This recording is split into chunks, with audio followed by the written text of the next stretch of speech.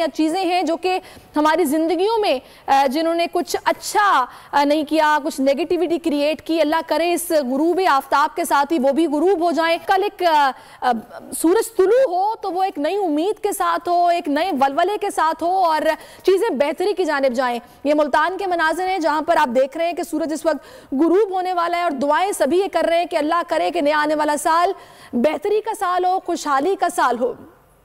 और ये जो मंजर आप देख रहे हैं इस वक्त, ये इस्लामाबाद का मंजर है, वफाकी दारुल हुकूमत इस्लामाबाद, जहां पर गुरूब आफ्ताब इस वक्त हो रहा है। साल 2022 का ये आखिरी गुरूब आफ्ताब है और उसके बाद कल एक नया सूरज तुलू होगा और इस उम्मीद के साथ कि पाकिस्तान के लिए साल 2023 अच्छा साबित होगा, पाकिस्तानी मईशत के लिए अच्छा साबित होगा, सियासी सूरत हाल के लिए अच्छा साबित होगा और मोस्ट इंपॉर्टेंटली पाकिस्तानी अवाम के लिए साल 2023 अच्छा साबित होगा। अगर 2022 का तकाबली जायजा किया जाए तो 2022 में कई ऐसे वाकयात हुए जिन्होंने पाकिस्तानी को झंझोड़ के रख दिया। एक तो अरशद शरीफ साहब का इंतकाल, वो इस दुनिया से चले गए। जिन नामसायदात ने वो उनको कत्ल किया गया है, जो उनके साथ हादसा पेश आया था, जो मामलात हुए थे, अरशद शरीफ साहब को लोग अभी तक फरामोश नहीं कर सके। आमिर लियाकत हुसैन साहब की अगर बात की जाए तो जनाब आमिर लियाकत हुसैन साहब अपने घर में उनका इंतकाल हुआ, जिस हालात में सारे इंतकाल के मामलात हुए, तो वो भी एक ऐसी चीज़ थी जो कि आज तक लोग उसको फरामोश नहीं कर सके हैं। 2022 में ही पाकिस्तान में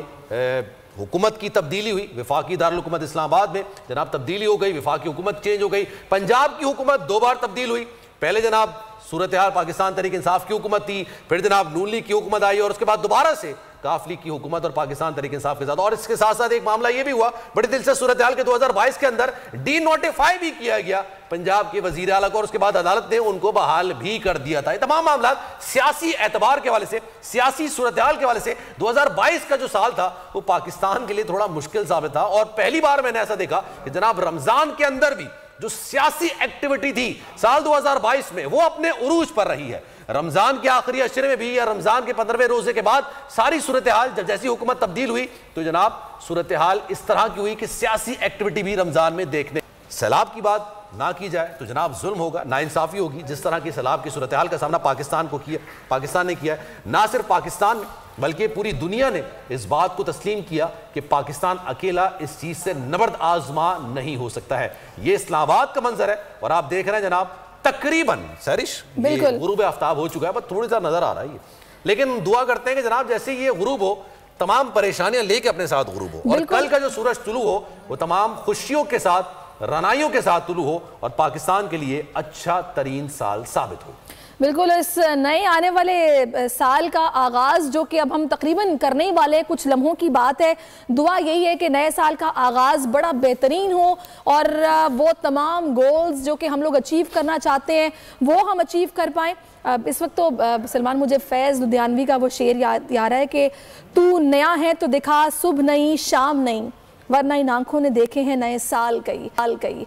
तो यही उम्मीद है कि जब ये नया साल जो कि शुरू होने वाला है तो कुछ नया होगा। तो सदियां देखी होगी ना, आपका तो साल वाला तो मामला ही नहीं है ना, साल वाला तो हम जैसे लोगों के लिए मामला है, आपका तो सदियों वाला मामला है।